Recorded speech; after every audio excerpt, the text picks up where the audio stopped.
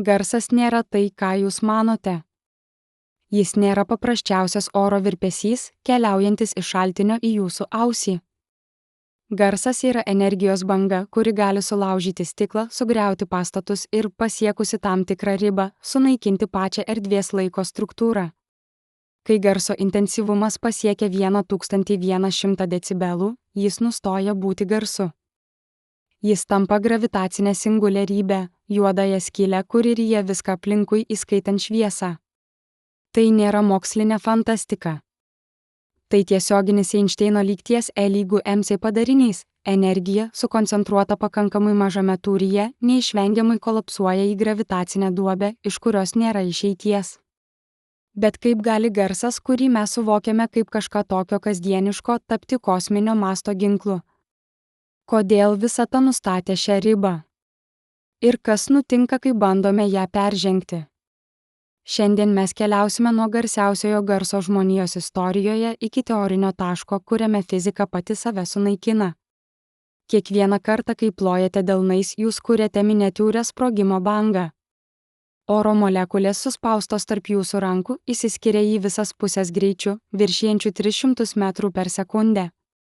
Tai yra garsas, ne abstrakti sąvoka, o fizinis smūgis, keliaujantis per medžiagą. Kuo stipresnis smūgis, tuo daugiau energijos jis neša. Ir štai čia prasideda filosofinis paradoksas. Energija negali dingti, ji tik transformuojasi. Kai garso banga neša pakankamai energijos, ji pradeda keisti ne tik orą, bet ir patį erdvės audinį. 1883 m. rugpjūčio 27 diena. Indonezijos sala Krakatau. Vulkanas, kuris miegojo šimtmečius, prabunda su tokia jėga, kad jos sprogimas tampa garsiausiuoju įvykiu žmonijos istorijoje. 310 decibelų. Šis skaičius nieko jums nesako, kol nesuprantate, ką jis reiškia. Žmonės esantys už 60 km neteko klausos akimirksniu, jų būgneliai tiesiog sprogo nuo slėgio bangos. Už 3000 km jūreiviai manė, kad prasidėjo kanonadų mūšis. Garso banga apskriejo Žemę 7 kartus, užfiksuota barometrais visame pasaulyje. Bet tai buvo tik 310 decibelų. Mes kalbame apie 1100. Skirtumas tarp 310 ir 1100 decibelų nėra paprastas aritmetinis skirtumas. Decibelo skalė yra logaritminė, kiekvienas 10 vienetų padidėjimas reiškia 10 kartų didesnę intensyvumą. Tai reiškia, kad 1100 decibelų garsas yra ne kelis kartus, o neįsivaizduojamai, milijardų kartų, galingesnis už Krakataus sprogimą. Tokio garso energija būtų tokia milžiniška, kad pati erdvė negalėtų jos išlaikyti. Pagal Einšteino bendrąją reliatyvumo teoriją, energija iškraipo erdvę laiką. Masė tai daro nuolat, Žemė iškraipo erdvę aplink save, todėl mes jaučiame gravitaciją. Bet kai energijos tankis viršija tam tikrą kritinę ribą, iškraipimas tampa begalinis. Erdvė kolapsuoja į tašką. Gimsta juodoji skylė. Filosofas Heraklitas sakė, kad viskas teka, niekas nepasilieka. Bet jis nežinojo, kad pats tekėjimas turi ribą. Garsas teka per orą, per vandenį, per metalą. Bet kai jo intensyvumas pasiekia 1100 decibelų, jis nustoja tekėti. Jis įstringa pats savyje, sudarydamas gravitacinę spąstą, iš kurios net jis pats negali pabėgti. Tai yra garsas, kuris sunaikina save patį. Norėdami suprasti, kaip tai įmanoma, turime grįžti į XIX amžių, kai mokslininkai tik pradėjo suvokti garso tikrąją prigimtį. Prieš tai garsas buvo mistika, graikų filosofas Pitagoras tikėjo, kad planetos skleidžia harmoniją, judėdama savo orbitomis, tik mūsų ausys per grubios ją išgirsti. Viduramžių alchemikai manė, kad tam tikri garsai gali transformuoti medžiagas. Bet tik XIX amžiaus fizikai suprato, garsas yra mechaninė banga, kuri perduoda energiją per medžiagos dalelių virpesius. Pirmasis, kuris išmatavo garso greitį ore, buvo prancūzų matematikas Marinas Mersenekas 1636 metais. Jis stovėjo atviroje laukymėje ir matavo laiko tarpą tarp atrankos šūvio blyksnio ir garso pasiekimų. 330 metrų per sekundę. Šis skaičius tapo raktu į garso prigimties supratimą. Bet Mersenekas negalėjo įsivaizduoti, kad tas pats garsas, kurį jis matavo, gali tapti kosminio masto jėga. XIX amžiaus viduryje vokiečių fizikas Ernstas Machas pradėjo tirti, kas nutinka, kai objektai juda greičiau nei garsas. Jis atrado smūgines bangas suspausto oro sienos, kurios kaupėsi prieš supergarsinį objektą. Šios bangos neša milžinišką energiją. Kiekvienas naikintuvas peržengiantis garso barjerą sukuria smūginę bangą, kuri gali sudaužyti langus Žemėje. Bet Machas nežinojo, kad jis tyrinėja tik garso galios pradžią. Tikroji riba buvo daug toliau. 20-ojo amžiaus pradžioje Albertas Einšteinas paskelbė bendrąją reliatyvumo teoriją, kuri visam laikui pakeitė mūsų supratimą apie erdvę, laiką ir energiją. Jo garsioji lygtis E=mc atskleidė, kad masė ir energija yra tas pats dalykas skirtingose formose. Bet dar svarbiau, ji parodė, kad pakankamai didelė energijos koncentracija gali iškraipyti erdvę laiką taip stipriai, kad susidaro juodoji skylė. Einšteinas pats šios minties bijojo. Jis manė, kad gamta turi būti protingesnė ir neleisti tokių ekstremalių būsenų. Bet visata nepaiso mūsų baimių. Kai Einšteino lygtis buvo pritaikytos garso bangoms, paaiškėjo stulbinantis dalykas. Teoriškai garsas gali tapti tokiu intensyvus, kad jo energijos tankis viršys kritinę ribą. Ši riba, 1100 decibelų, nėra atsitiktinis skaičius. Tai tiesioginis matematinis padarinys iš fundamentaliųjų fizikos dėsnių. Virš šios ribos garso banga neša tiek energijos vienam tūrio vienetui, kad erdvė-laikas nebegali išlaikyti savo struktūros. Jis kolapsuoja. Įsivaizduokite audinį įtemptą ant rėmo. Jei padėsite ant jo nedidelį rutulį, audinys šiek tiek įlinksta. Tai analogija, kaip Žemė iškraipo erdvę aplink save. Bet jei pradėsite dėti vis sunkesnius ir sunkesnius daiktus, audinys įlinks vis labiau. Galiausiai, jei padėsite pakankamai sunkų objektą pakankamai mažoje vietoje, audinys plyš. Erdvė-laikas daro tą patį. Kai energijos tankis tampa per didelis, erdvė plyšta, formuojasi singuliarybė, taškas, kuriame visos fizikos taisyklės žlunga. Tai yra juodoji skylė. Bet kodėl būtent 1100 decibelų? Atsakymas slypi Švarcšildo spindulį, minimaliame spinduly, į kurį reikia suspausti tam tikrą masę ar energiją, kad ji taptų juodąją skylę. Garso bangai, kuris sklinda ore, šis spindulys yra mikroskopiškai mažas. Bet kai garso intensyvumas pasiekia 1100 decibelų, energijos tankis bangos fronte tampa toks didelis, kad pati banga tampa mažesnė už savo Švarcšildo spindulį. Akimirksniu ji kolapsuoja į juodąją skylę. Tai nėra tik teorinis žaidimas skaičiais. Tai fundamentalus gamtos dėsnis, visata turi maksimalų garso intensyvumą.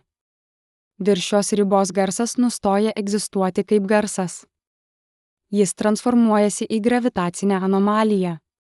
Tai yra riba, kurios negalima peržengti ne dėl technologinių apribojimų, o dėl pačios realybės struktūros.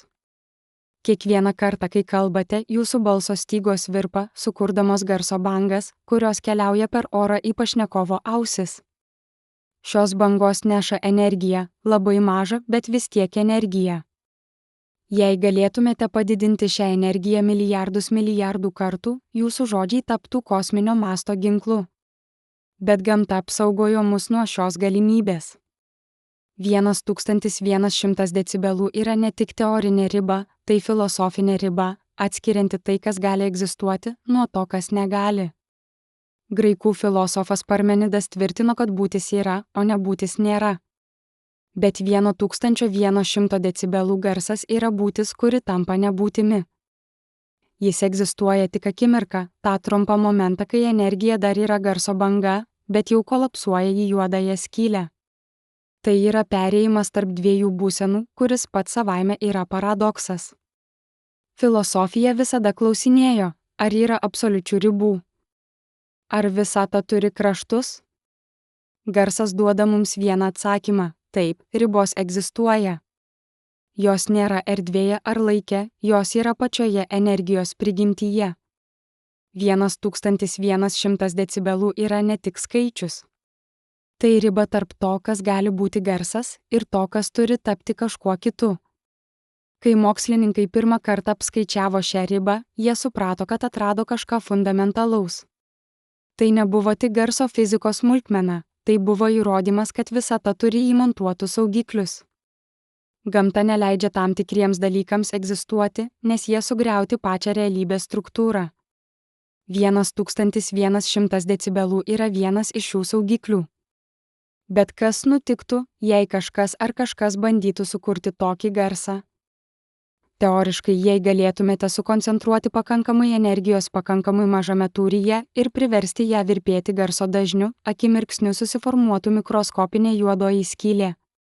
Ji būtų tokia maža, kad išgaruotų per Hokingo spinduliavimą per dalelę sekundės. Bet tą trumpą momentą ji būtų tikra juodoji skylė, regionas erdvės laiko, iš kurio nieko negali pabėgti. Tai kelia gilų filosofinį klausimą. Ar garsas, kuris tampa juodąją skylę, vis dar yra garsas? Ar tai yra transformacija, ar sunaikinimas? Filosofas Aristotelis skirtų potencialumą ir aktualumą. 1100 decibelų garsas yra potencialus garsas, bet aktualus gravitacinis kolapsas. Jis yra riba, kurioje viena realybės forma virsta kita. Garsas nėra tai, ką jūs manote. Jis nėra paprastas oro virpesys. Jis yra energijos forma, kuri, pasiekusi kraštutinumą, atskleidžia fundamentaliąsias visatos taisykles. 1100 decibelų yra ne tik skaičius, tai filosofinė pamoka apie ribas, transformacijas ir tai, kaip gamta apsaugo save nuo pačios savęs. Bet kaip tiksliai energija tampa erdvės laiko įkalinta? Kaip garso banga, kuri yra tik oro molekulių judėjimas, gali sulaužyti pačią realybės geometriją?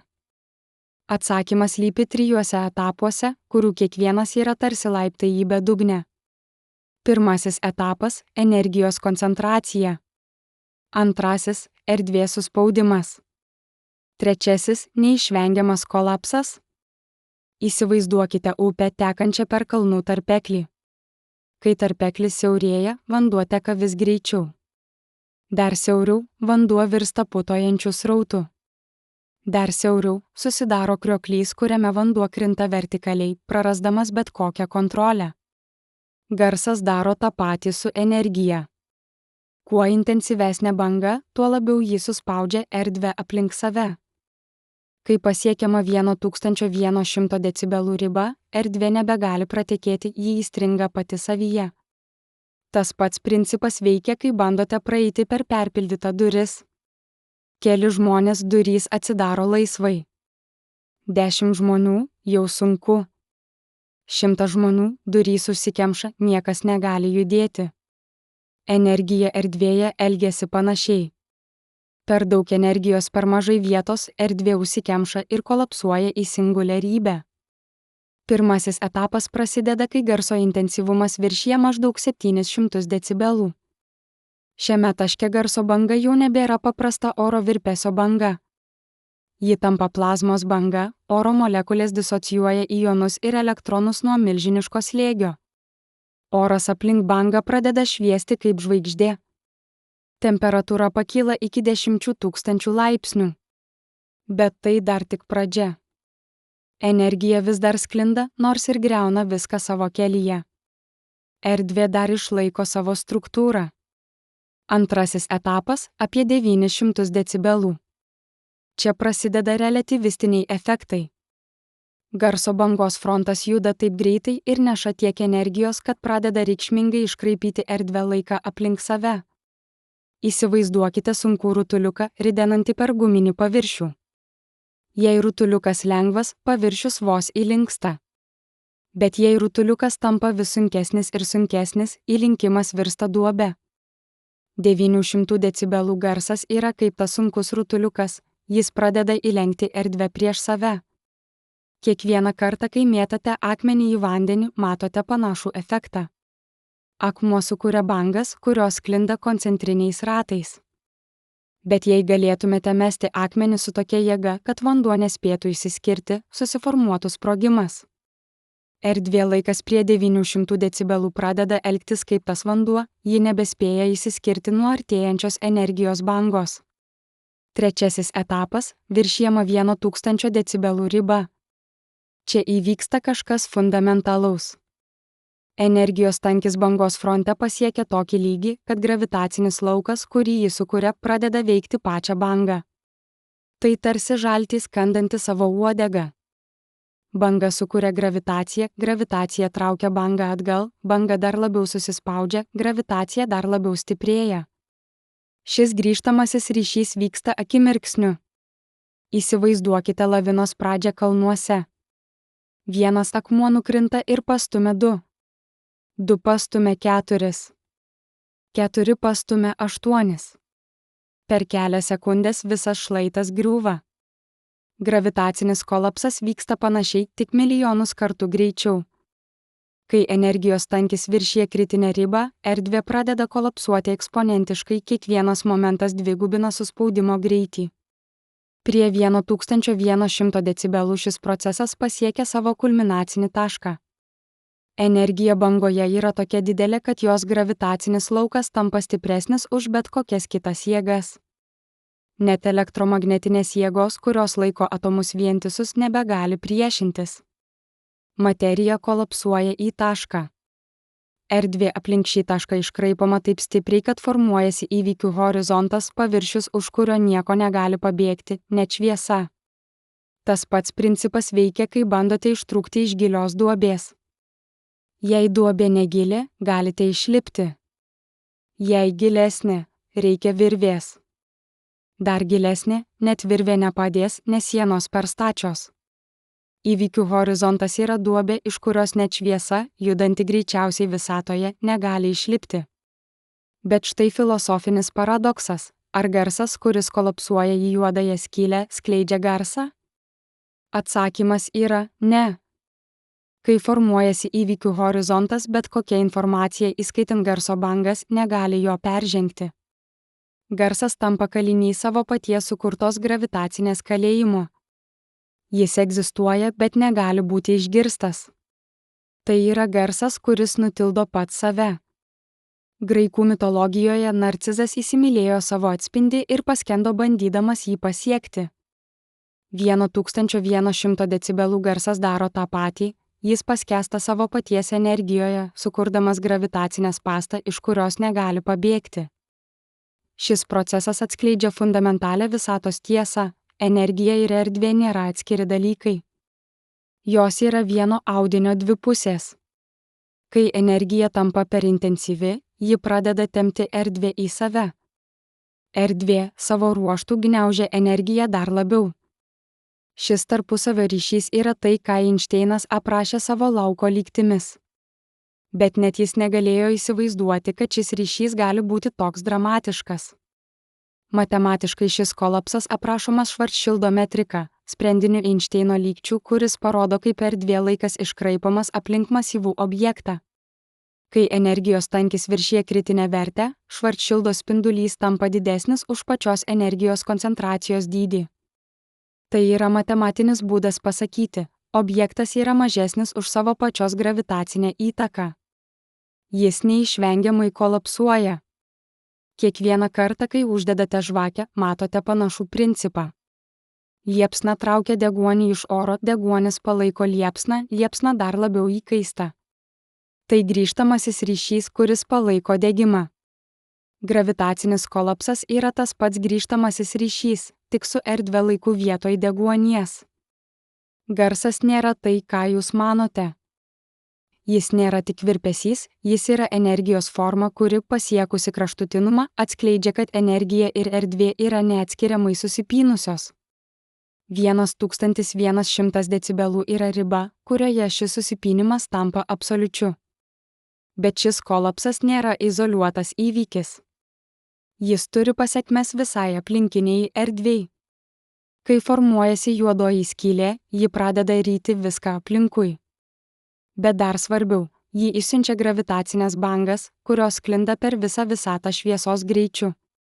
Šios bangos yra pačios erdvės laiko virpesiai, tarsi bangos vandenyje, tik vanduo čia yra pati realybė. Įsivaizduokite, kad stovite ant didelio batuto. Jei šoksite, batuto paviršius virpės, bangos sklinda nuo jūsų kojų į kraštus. Gravitacinės bangos daro tą patį su erdve laiku.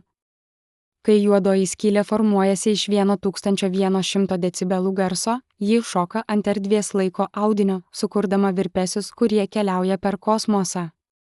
Šios gravitacinės bangos buvo pirmą kartą tiesiogiai užfiksuotos 2015 metais, kai LIGO detektoriai užfiksavo dviejų juodųjų skylių susidūrimą už milijardo šviesmečių. Tai buvo istorinis momentas, pirmą kartą žmonija išgirdo erdvės laiko virpesius. Bet tie virpesiai atėjo iš masyvių juodųjų skylių, kurių masė buvo 10 Saulės masių. 1100 decibelų garsą sukurtų daug mažesnę juodąją skylę, mikroskopinę, galbūt tik kelių planko ilgių dydžio. Bet principas tas pats. Kiekvieną kartą, kai jūsų širdis plaka, jis siunčia smūginę bangą per kraują į visas kūno ląsteles. Tas pats principas, energijos perdavimas per bangą, veikia nuo jūsų širdies iki juodųjų skylių susidūrimų. Skiriasi tik mastas ir intensyvumas. Bet mikroskopinė juodoji skylė, sukurta iš garso, turėtų dar vieną unikalią savybę – ji būtų nestabili. Pagal Stepheno Hawkingo teoriją, paskelbtą 1974 metais, visos juodosios skylės išspinduliuoja energiją ir pamažu garuoja. Kuo mažesnė juodoji skylė, tuo greičiau ji garuoja. Mikroskopinė juodoji skylė, sukurta iš 1100 decibelų garso, išgaruotų per neįsivaizduojamai trumpą laiką, galbūt per vieną planko laiko vienetą. Tai yra per 1,10 pakeltą -43 laipsnių sekundės. Įsivaizduokite ledo gabaliuką įmestą į verdantį vandenį. Jis egzistuoja akimirką, tada išnyksta. Mikroskopinė juodoji skylė daro tą patį, tik milijardų kartų greičiau. Ji yra realybės mirktelėjimas, egzistuoja ir neegzistuoja tuo pačiu metu. Šis garavimas vyksta per kvantinį procesą. Vakuumas aplink juodąją skylę nėra tuščias, jis nuolat virda virtualių dalelių poromis, kurios atsiranda ir išnyksta per planko laiką. Bet prie įvykių horizonto viena dalelė gali įkristi į juodąją skylę, o kita pabėgti. Pabėgusi dalelė tampa realia ir neša energiją. Ši energija ateina iš pačios juodosios skylės masės.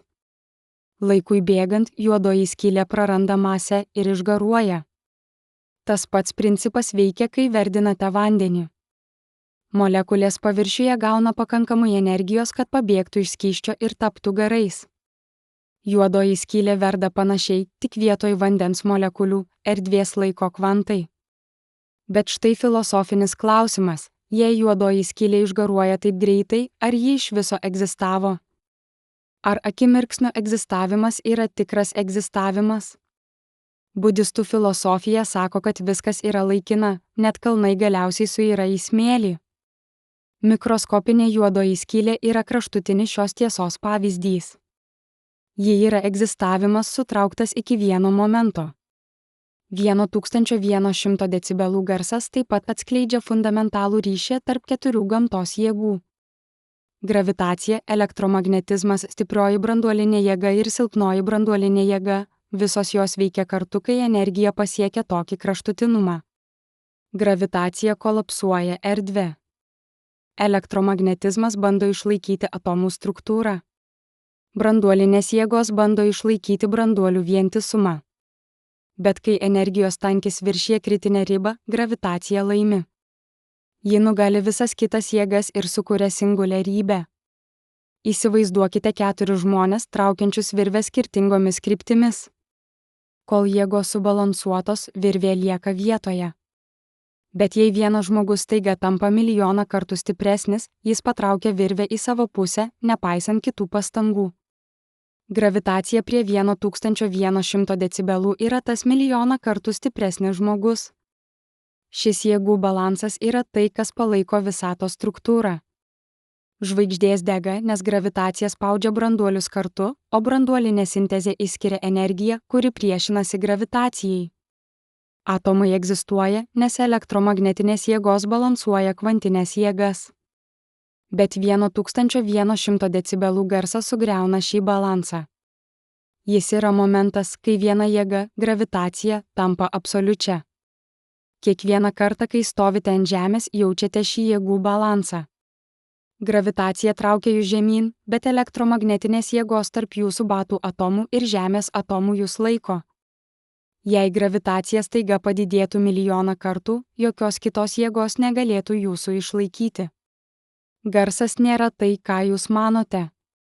Jis nėra izoliuotas reiškinys, jis yra langas į fundamentaliąsias visatos jėgas ir jų tarpusavio santykį. 1100 decibelų yra riba, kurioje šis santykis žlunga. Bet galbūt pats giliausias šios ribos aspektas yra tai, ką jis sako apie informaciją. Kai juodoji skylė formuojasi, visa informacija apie garso bangą, jos dažnį, amplitudę, fazę dingsta už įvykių horizonto. Pagal klasikinę fiziką ši informacija prarandama amžiams. Bet kvantinė mechanika sako, kad informacija negali būti sunaikinta. Tai yra garsusis juodosios skylės informacijos paradoksas, kurį Hawkingo ir kiti fizikai diskutavo dešimtmečius. Įsivaizduokite, kad įmetate knygą į ugnį. Knyga sudega, bet principiškai, jei galėtumėte sekti kiekvieną dūmų molekulę, kiekvieną šviesos fotoną, galėtumėte rekonstruoti knygos turinį. Informacija nėra sunaikinta, tik išsklaidyta. Bet juodoji skylė atrodo sunaikinanti informaciją visiškai. Arba ne? Hawkingo spinduliavimu išgaruojanti juodoji skylė įspinduliuoja energiją, bet ši energija atrodo visiškai atsitiktinė. Ji neneša jokios informacijos apie tai, kas įkrito į juodąją skylę.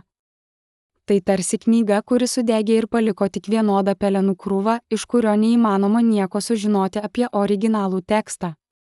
Bet kai kurie fizikai, įskaitant Leonardą Suskindą, siūlo, kad informacija iš tikrųjų įsaugoma ant įvykių horizonto paviršiaus, tarsi holografinė projekcija.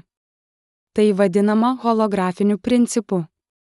Kiekvieną kartą, kai žiūrite į veidrodį, matote holografinį principą veikiantį.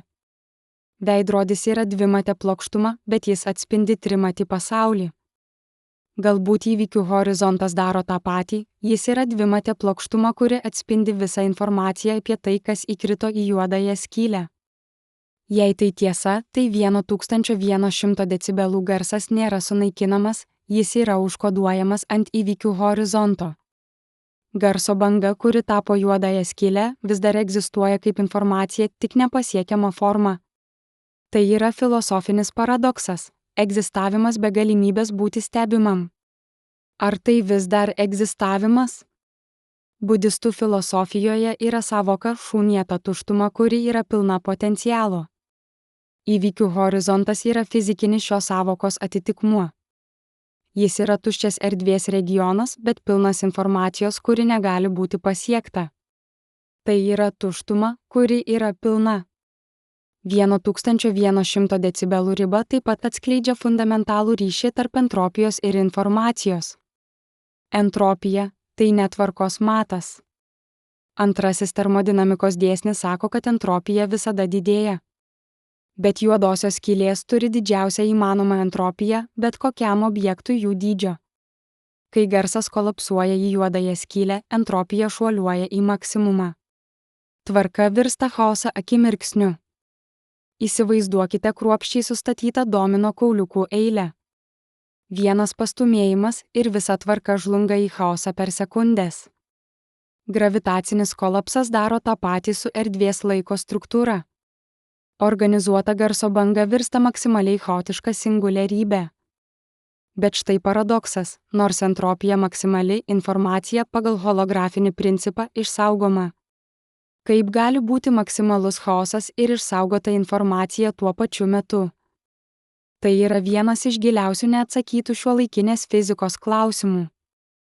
Galbūt atsakymas slypi kvantinėje gravitacijoje, teorijoje, kuri sujungtų kvantinę mechaniką ir bendrąją reliatyvumo teoriją. Bet tokia teorija dar neegzistuoja. Kiekvieną kartą, kai maišote cukrų kavoje, matote entropijos didėjimą. Cukrus išsiskirsto, tvarka virsta chaosą. Bet principiškai, jei galėtumėte atsekti kiekvieną molekulę, galėtumėte atmaišyti cukrų atgal. Informacija nėra prarasta, tik išsklaidyta. Juodoji skylė kelia klausimą, ar ta pati taisyklė galioja, kai entropija maksimali? Garsas nėra tai, ką jūs manote. Jis yra tiltas tarp termodinamikos, kvantinės mechanikos ir gravitacijos, trijų fundamentaliausių fizikos sričių. 1100 decibelų yra taškas, kuriame šios trys sritys susikerta ir atskleidžia savo giliausias paslaptis. Bet galbūt pats stulbinantiausias dalykas yra ne tai, kas vyksta prie 1100 decibelų ribos, o tai, kad ši riba egzistuoja visur. Ji nėra tik garso savybė.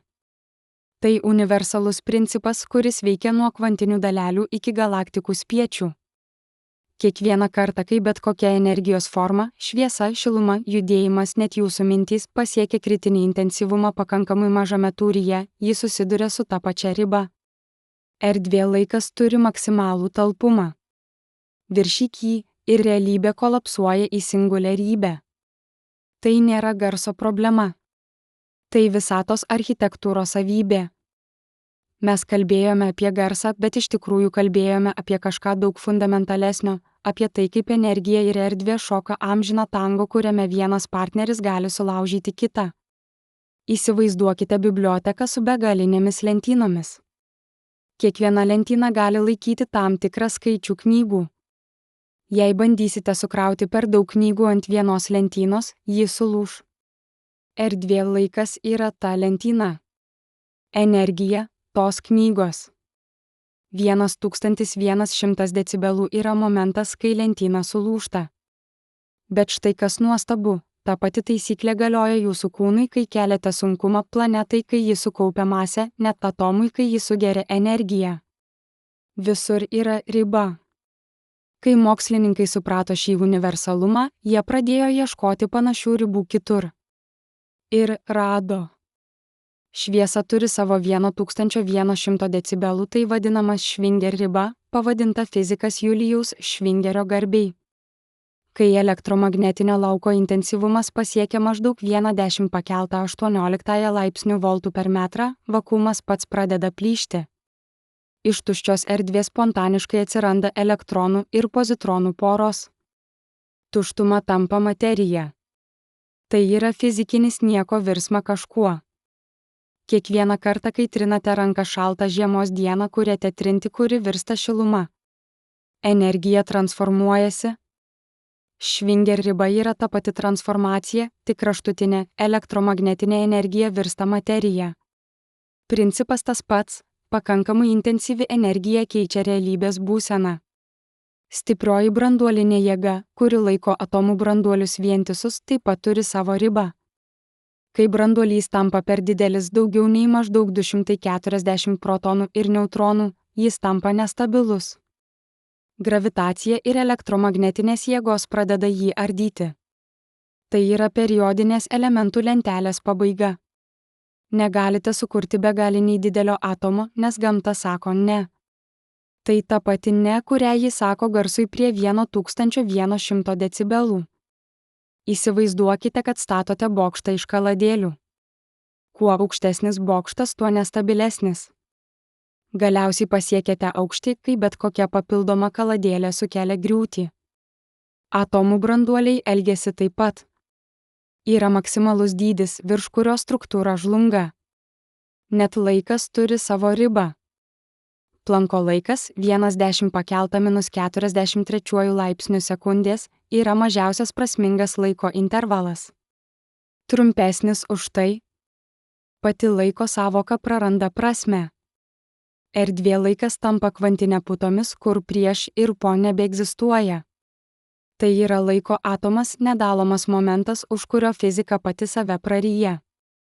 Kai žiūrite į laikrodį ir matote sekundžių rodiklę judant, matote laiką kaip sklandų srautą. Bet fundamentaliame lygmenyje laikas gali būti granuliuotas, sudarytas iš diskrečių momentų kaip filmo kadrai. Planko laikas yra tas kadras. Trumpiau už tai nėra kadro, nėra laiko. Garsas nėra tai, ką jūs manote. Jis yra vienas iš begalės pavyzdžių, kaip visata nustato ribas pati sau. 1100 decibelų nėra atsitiktinis skaičius, tai viena iš daugelio kosminio kodo eilučių, kurios apibrėžia, kas gali egzistuoti, o kas negali. Bet kodėl visata apskritai turi ribas? Kodėl ji nėra begaliniai lanksti, leidžianti bet kokį energijos intensyvumą, bet kokį dydį, bet kokį greitį? Atsakymas slypi pačioje realybės struktūroje. Jei nebūtų ribų, nebūtų stabilumo. Jei atomai galėtų būti bet kokio dydžio, chemija būtų neįmanoma. Jei šviesa galėtų būti begaliniai intensyvi be pasekmių, žvaigždės negalėtų egzistuoti. Jei garsas galėtų būti bet koks garsus, oro molekulės išsisklaidytų į kosmosą.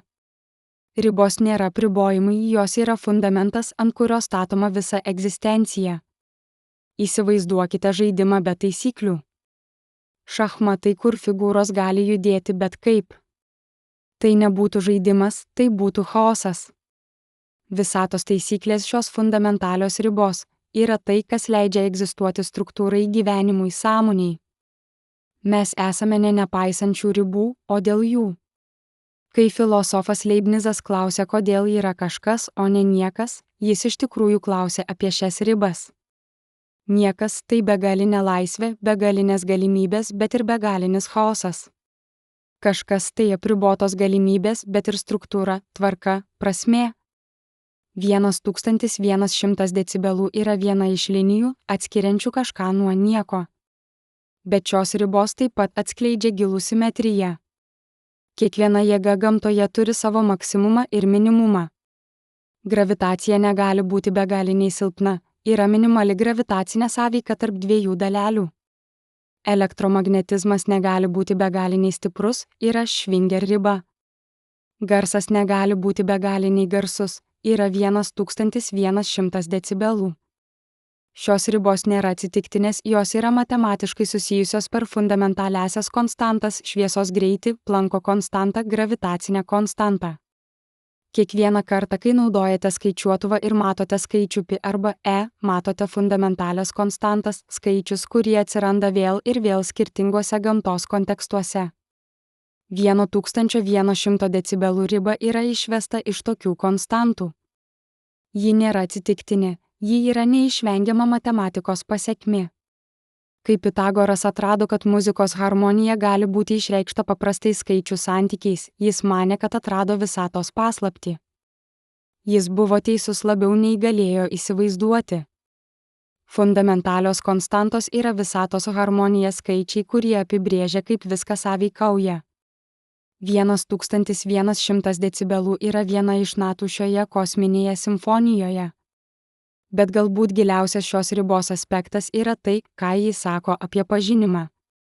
Mes žmonės galime apskaičiuoti šią ribą, nors niekada negalėsime jos pasiekti. Mes galime suprasti, kas nutiktų, nors niekada to nepamatysime. Tai yra matematikos galia, ji leidžia mums keliauti į vietas, kur mūsų kūnai niekada negalės nueiti. 1100 decibelų egzistuoja tik lygtyse, bet tos lygtys atskleidžia tikrą tiesą apie realybę. Įsivaizduokite, kad esate aklas nuo gimimo, bet galite išmokti geometriją. Niekada nematėte trikampio, bet galite įrodyti, kad jo kampų suma yra 280 laipsnių. Matematika yra tas matymas, ji leidžia mums pamatyti dalykus, kurių negalime fiziškai patirti. Kai Einšteinas išvedė savo lygtis 1915 metais, jis niekada nebuvo matęs juodosios skylės. Jos buvo tik matematinis sprendimas. Bet 100 metų vėliau mes jas fotografavome. Matematika numatė realybę. 1100 decibelų yra tas pats, matematinis numatymas, kuris laukia patvirtinimo, nors tas patvirtinimas gali niekada neįvykti. Garsas nėra tai, ką jūs manote. Jis yra tiltas tarp to, ką galime patirti, ir to, ką galime tik suprasti. 1100 decibelų yra riba, kuri egzistuoja tik mintyje, bet atskleidžia realias visatos savybės. Bet štai filosofinis posūkis, galbūt pati svarbiausia pamoka nėra apie ribas, o apie tai, kas egzistuoja tarp jų. Tarp 0 decibelų absoliučios tylos ir 1100 decibelų gravitacinio kolapso yra visa garso įvairovė, muzika, kalba, gamtos garsai, technologijos. Tarp absoliutaus 0 temperatūros ir begalinės temperatūros yra visa cheminė įvairovė. Tarp nejudėjimo ir šviesos greičio yra visas judėjimas. Ribos apibrėžia ne tai, ko negalime daryti, o erdvę, kurioje galime kurti. Kiekvieną kartą, kai dailininkas žiūri į tuščią drobę, jis mato ribas, drobės kraštus. Bet tose ribose jis gali sukurti begalinę įvairovę. Visata yra ta drobė. Fundamentalios ribos yra jos kraštai. O viskas, kas egzistuoja, žvaigždės, planetos gyvybė, sąmonė, yra menas tose ribose. Kai skulptorius Mikelandželas paklausė, kaip jis sukūrė Dovydą, atsakė: aš tik pašalinau viską, kas nebuvo Dovydas. Visata daro tą patį. Ji nustato ribas, kas negali būti, ir tuo apibrėžia, kas gali būti. 1100 decibelų yra viena iš linijų, kurias visata pašalino, kad leistų egzistuoti viskam kitam. Bet ar šios ribos yra absoliučios? Ar jos gali keistis? Kai kurie fizikai spekuliuoja, kad fundamentalios konstantos gali būti skirtingos kitose visatos dalyse arba net kitose visatose, jei tokios egzistuoja.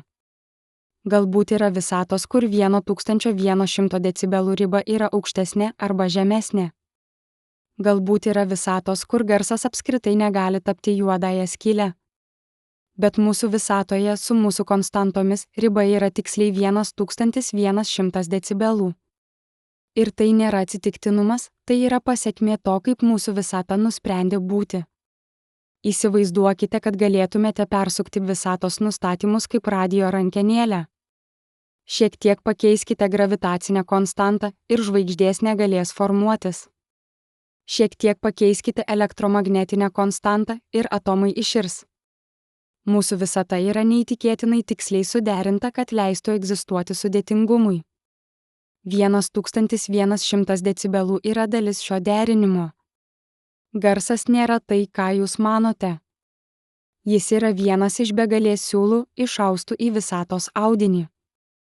Patraukite vieną siūlą ir visas audinys pasikeičia. 1100 decibelų yra vienas iš tų siūlų, kuris būdamas patrauktas iki galo ardo patį audinį. Ir štai mes grįžtame prie pradinio klausimo, kas nutiktų, jei kažkas ar kažkas sukurtų tokį garsą. Teoriškai akimirksniu susiformuotų mikroskopinė juodoji skylė. Ji išgaruotų per Hokingo spinduliavimą greičiau nei bet kas galėtų užfiksuoti. Bet tas trumpas momentas būtų realybės plyšys, taškas, kuriame visos fizikos taisyklės, kurias žinome, žlunga.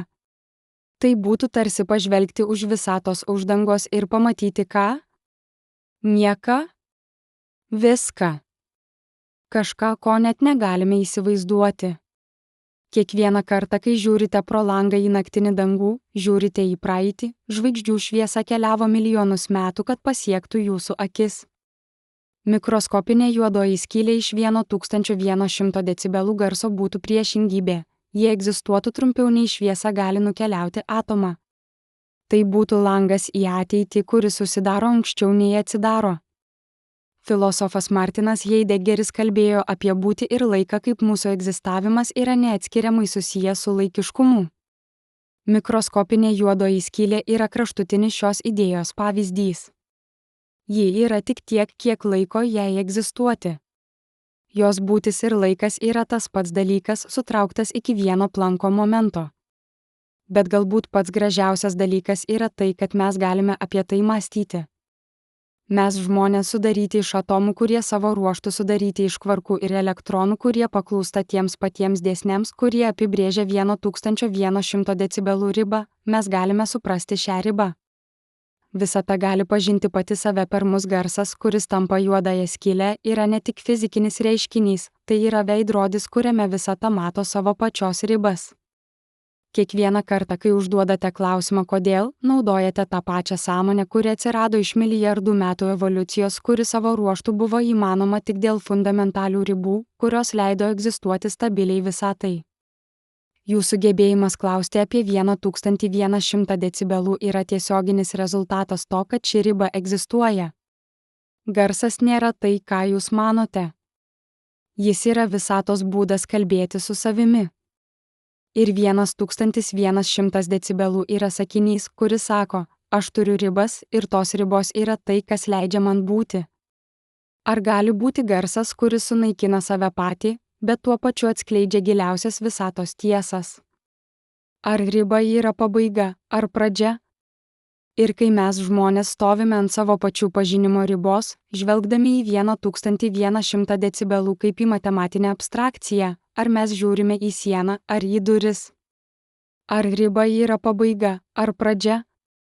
Grįžkime į tą akimirką, kai pradėjome šią kelionę. Mes kalbėjome apie garsą kaip apie oro virpesį, kaip apie kažką kasdieniško. Bet dabar po viso šio kelio per Krakataus sprogimus, per Einšteino lygtis, per juodųjų skylių gimimo akimirkas, dabar mes žinome, garsas niekada nebuvo tik garsas. Jis visada buvo raktas. Raktas į klausimą, kurio net nedrįsome užduoti, ar realybė turi kraštus. Ir jei taip, kas yra už jų? 1100 decibelų nėra atsakymas. Tai yra klausimo pabaiga ir naujo klausimo pradžia. Tai yra taškas, kuriame fizika nustoja kalbėti apie kaip ir pradeda šnabždėti apie kodėl. Įsivaizduokite, kad visą gyvenimą gyvenote kambaryje be langų. Jūs žinote kiekvieną sieną, kiekvieną kampą. Ir staiga suvokiate, sienos nėra tik sienos, jos yra riba tarp jūsų pasaulio ir kažko kito.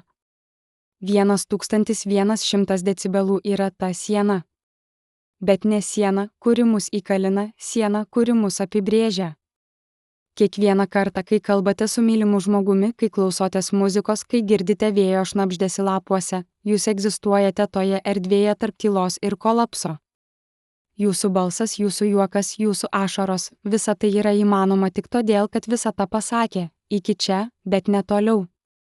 Bet kas iš tikrųjų nutiko per šią kelionę? Mes pradėjome nuo Krakatau, nuo garsiausio garso, kurį žmonija kada nors girdėjo. 310 decibelų, kurie sudraskė būgnelius už 60 km. Mes manėme, kad tai yra kraštutinumas. Bet paskui suvokome, tai buvo tik pradžia. Tarp 310 ir 1100 yra nepaprastas skirtumas, tai yra kelionė nuo to, kas griauna ausis, iki to, kas griauna pačią erdvę.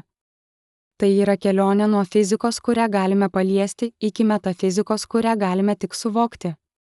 Ir štai filosofinis posūkis, galbūt pati svarbiausia pamoka nėra apie garsą. Galbūt jį apie mus mes, žmonės, esame vieninteliai žinomi būtybės visatoje, kurios gali suprasti šią ribą. Elnias bėgantis per mišką girdi garsus, bet nežino apie decibels. Paukštis gėdantis ant šakos kuria garsą, bet nežino apie Einšteino lygtis. Tik mes galime stovėti čia, šiame momente ir suvokti, yra garsas, kuris gali sunaikinti erdvę laiką. Ir tas suvokimas, ar tai nėra stebuklas didesnis už patį reiškinį? Kiekvieną kartą, kai žiūrite į žvaigždėtą dangų ir jaučiate tą keistą jausmą, tą mišinį nuostabos ir baimės, grožio ir beprasmybės, jūs liečiate tą pačią tiesą. Mes esame pakankamai maži, kad būtume nereikšmingi, bet pakankamai dideli, kad tai suprastume. Mes esame atomai, kurie gali mąstyti apie juodąsias skyles. Mes esame dulkės, kurios gali skaičiuoti begalybę. Ir 1100 decibelų yra viena iš tų skaičių, kurie mums primena, mes esame dalis kažko neįsivaizduojamai didesnio. Filosofas Blaisekas Paskalis rašė, žmogus yra tik nendrė, silpniausia gamtoje, bet jis yra mąstanti nendrė. Jis kalbėjo apie tai, kaip mes esame fiziškai trapūs, bet intelektualiai galingi. 1100 decibelų yra tobulas šios idėjos pavyzdys. Mes niekada nesukursime tokio garso. Mūsų technologijos, mūsų kūnai, net mūsų planeta, visa tai subyra daug anksčiau. Bet mes galime jį suprasti. Mes galime išvesti lygtis, kurios aprašo, kas nutiktų. Ir tas supratimas yra mūsų galia. Bet štai gilesnė tiesa, galbūt riba egzistuoja ne tam, kad būtų pasiekta, o tam, kad būtų suvokta. Galbūt visatos prasmė nėra tai, kas vyksta prie kraštutinumų, o tai, kas vyksta tarp jų. Tarp absoliučios tylos ir gravitacinio kolapso yra visa žmogiškoji patirtis. Yra motinos lopšinė, kuri nuramina verkiantį kūdikį. Yra pirmieji žodžiai, aš tave myliu. Yra Bethoveno simfonijos, kurios verčia ašaras. Yra juokas su draugais prie laužo. Visa tai egzistuoja ne nepaisant ribos, o dėl jos. Kiekvieną kartą, kai apkabinate mylimą žmogų ir jaučiate jo širdies plakimą, jūs jaučiate tą pačią energiją, kuri pasiekusi kraštutinumą gali sulaužyti erdvę laiką. Bet čia, šiame momente, ta energija yra švelni. Ji yra gyvenimas. Ir galbūt tai yra giliausias visatos paradoksas. Ta pati jėga, kuri gali viską sunaikinti, yra ta pati jėga, kuri viską sukuria. Graikų filosofas Heraklitas sakė, kelias aukštyn ir kelias žemyn yra tas pats kelias. Jis kalbėjo apie tai, kaip priešybės yra viena. Garsas ir tyla. Energija ir tuštuma. Kūrimas ir sunaikinimas. 1100 decibelų yra taškas, kuriame šios priešybės susitinka. Tai yra momentas, kai garsas tampa negarsu, kai energija tampa erdve, kai egzistavimas tampa neegzistavimu. Ir mes, stovėdami čia, galime tik stebėtis. Bet ar tai reiškia, kad viskas yra beprasmis? Ar tai, kad yra riba, kurią negalime peržengti, daro mūsų pastangas tuščias? Filosofas Albertas Kamus rašė apie Sizifą, mitologinį karalių pasmerktas amžinai ritinti akmenį į kalną, tik tam, kad jis vėl nuriedėtų žemyn. Kamus sakė, mes turime įsivaizduoti Sizifą laimingą. Kodėl? Nes prasmė nėra tiksle, ji yra pačiame riedėjime. 1100 decibelų yra mūsų akmuo. Mes niekada jo nepasieksime. Bet bandymas jį suprasti, tai yra tai, kas mus daro žmonėmis. Kiekvieną kartą, kai mokinys mokykloje išsprendžia matematikos uždavinį, kai mokslininkas laboratorijoje atlieka eksperimentą, kai filosofas knygoje užduoda klausimą, jie visi ritina tą akmenį. Ir galbūt akmuo visada riedės atgal. Galbūt visada bus naujų klausimų, naujų ribų, naujų paslapčių. Bet tas riedėjimas, tai yra mūsų žmogiškumas. Tai yra tai, kas atskiria mus nuo akmenų, kuriuos ritiname. Ir štai mes prieiname prie giliausio klausimo, kas yra realybė. Ar ji yra tai, ką galime paliesti, pamatyti, išgirsti? Ar ji yra tai, ką galime apskaičiuoti, suprasti, įsivaizduoti? 1100 decibelų egzistuoja tik antrajame pasaulyje, matematikos teorijos minties pasaulyje. Bet ar tas pasaulis yra mažiau realus? Kai Platonas kalbėjo apie idėjų pasaulį, tobulų formų sferą, kurios egzistuoja už fizinio pasaulio, ar jis kalbėjo apie tai?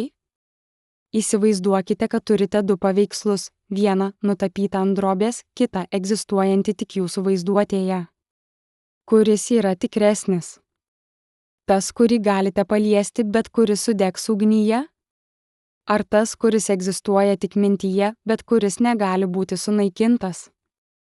1100 decibelų yra tas antrasis paveikslas. Jis egzistuoja amžinai ne todėl, kad būtų fizinis, o todėl, kad yra tiesa. Bet galbūt pati gražiausia tiesa yra ne apie ribas, o apie tai, kas už jų.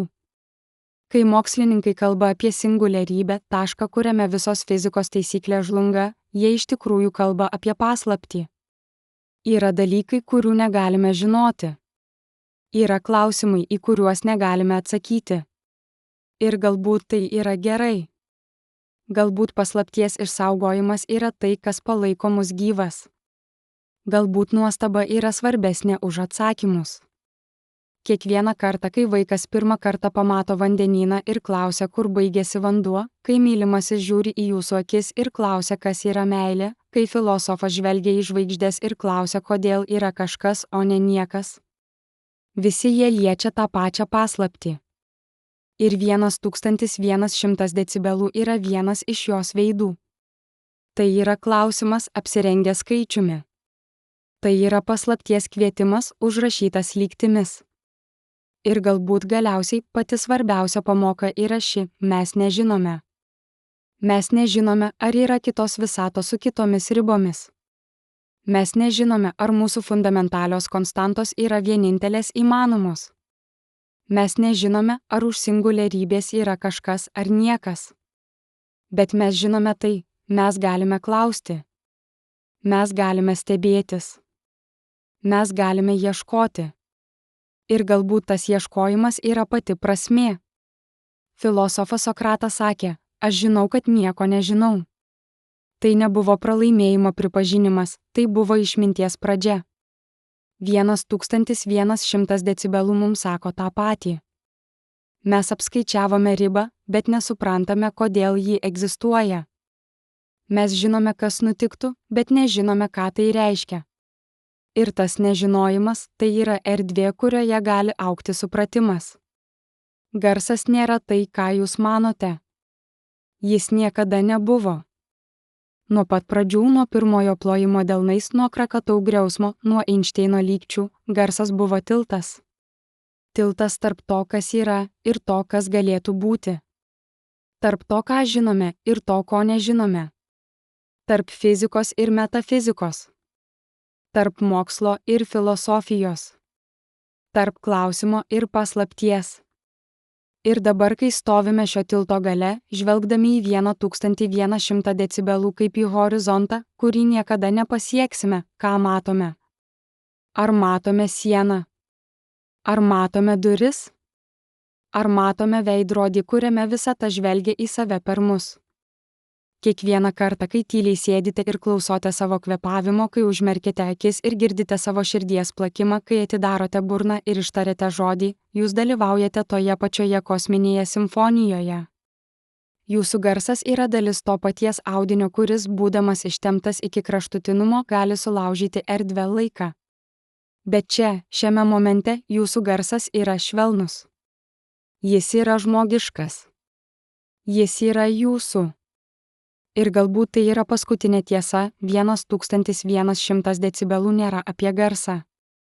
Tai apie mus, apie tai, kaip mes, maži ir trapus, galime suprasti didžiulį ir galingą. Apie tai, kaip mes, laikini ir mirtingi, galime liesti amžinasias tiesas. Apie tai, kaip mes dulkės kosminėje audroje galime būti veidrodis, kuriame visata mato save. Ar gali būti garsas, kuris sunaikina save patį? Taip. Ar gali būti riba, už kurios fizika žlunga? Taip. Ar gali būti klausimas be atsakymų? Taip.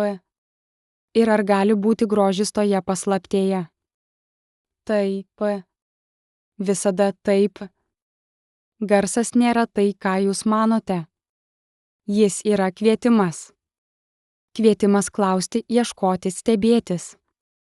Ir 1100 decibelų yra ne pabaiga, tai yra pradžia. Pradžia naujo klausimo, naujos paieškos, naujos nuostabos. Nes kol mes galime klausti kodėl, kol galime žvelgti į ribas ir svajoti apie tai, kas už jų, mes esame gyvi. Mes esame žmogiški. Mes esame dalis kažko begalinio. Ir toje begalybėje, tarp tylos ir kolapso, tarp žinojimo ir paslapties, tarp klausimo ir atsakymo, ten mes randame save. Ne kaip stebėtojus, o kaip dalyvius. Ne kaip išorę, o kaip vidų.